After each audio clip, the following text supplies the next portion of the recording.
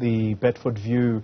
That's where the Gauteng Education MEC, Matome Chiloane, is this afternoon set to meet with the management of that particular preschool. And that's where a 3-year-old boy died yesterday after a bookshelf allegedly fell on him.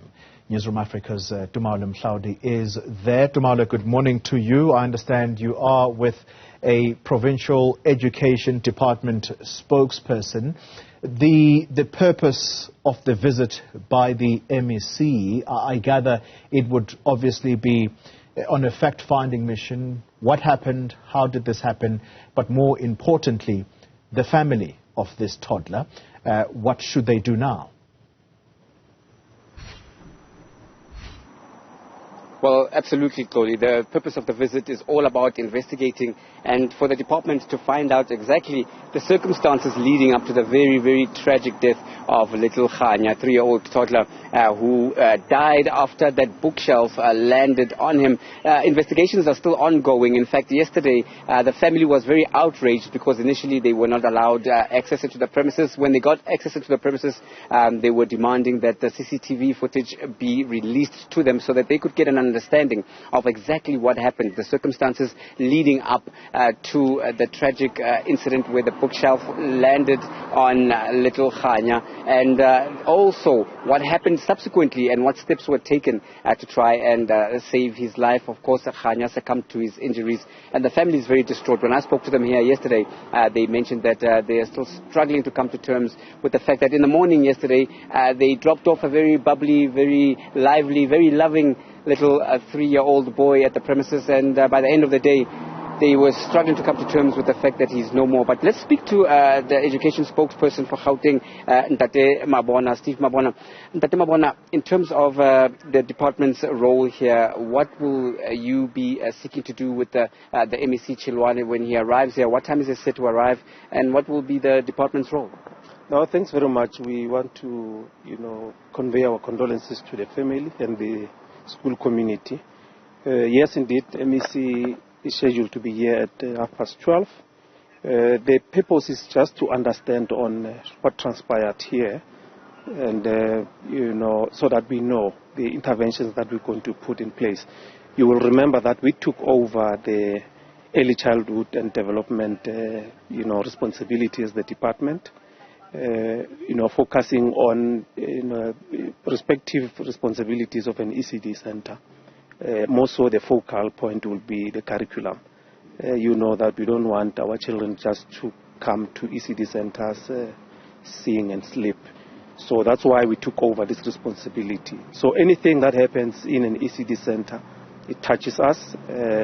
More so if it's a sad incident like this, we need to understand so that we curb such incidences. If there's negligence, that must be taken into account, and the institution or those that are responsible need to be taken to task.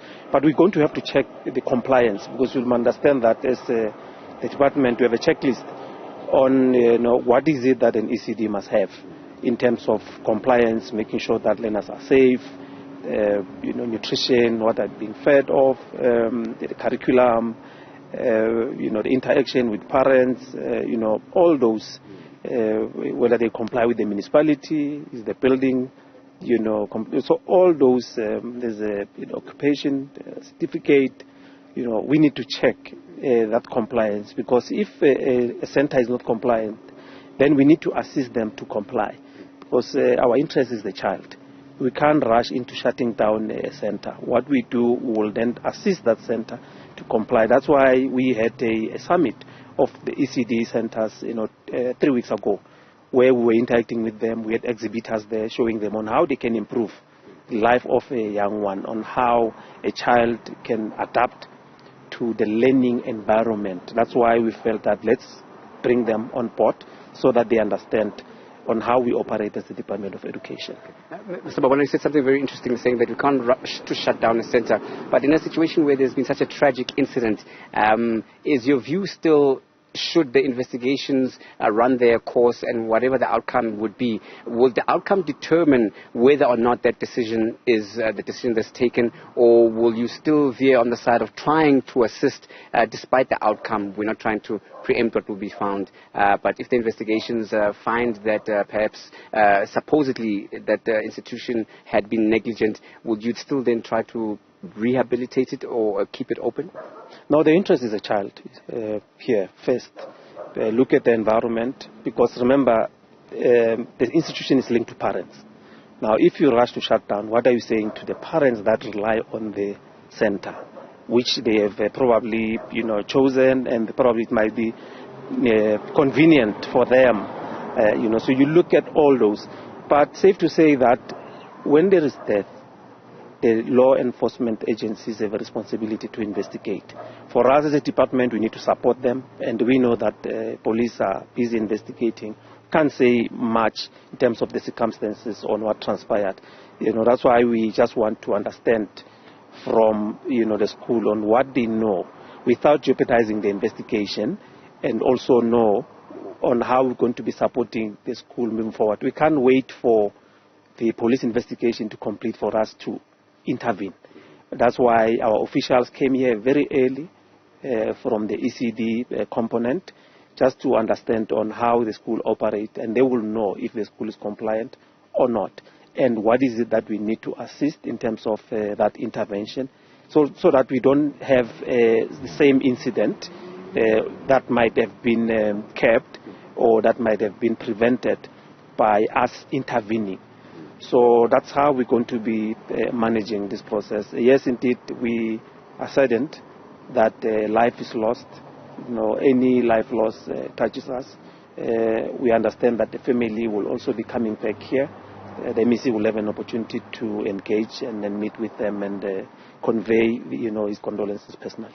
And finally, this has shown the spotlight on the issue of compliance of many ECD institutions. As a department, are you going to then be looking at sending inspectors to other ECD institutions, whether they be in leafy suburbs like this, or township areas, previously disadvantaged areas, urban areas, to ensure that such an incident does not happen? Because while it is a tragic incident and no one saw it coming, perhaps the issue of compliance and in terms of inspection could have been tightened, and you're going to make sure that that indeed is done.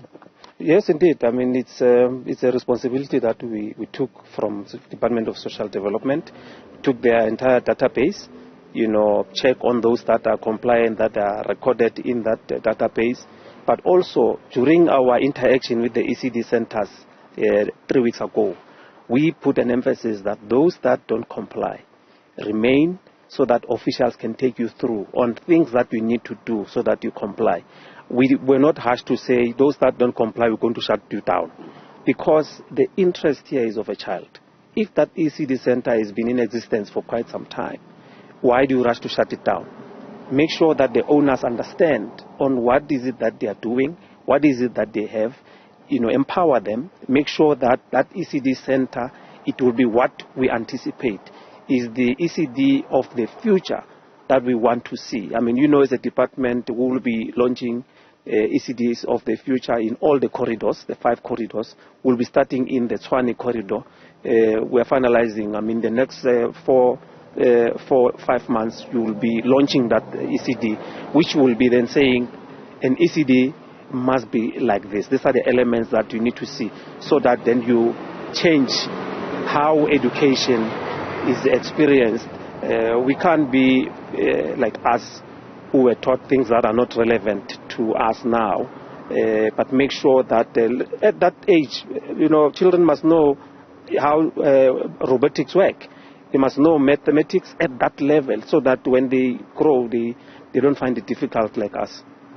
Thank you very much for that. That was, of course, the Steve Mabona, the spokesperson of the Gauteng Provincial Education Department, just bringing us up to speed in terms of where we are with the investigations, in terms of what happened here, leading up to the death of the tragic death of the little 3-year-old Khanya. But if I can just give you a shot through my colleague Xolani Ndlovu of the property here, you could see that this ECD being the acronym for Early Childhood Development center, something that I have recently learned and something that now I'm aware of in terms of what an early childhood development center is all about. There you can see that it is quite haunting in terms of the silence, if one can use that analogy. And usually you would see the playground there would be filled with little footsteps and laughter and screams and shouts as the little children would be usually filling the area playing. But you could see here that it is certainly,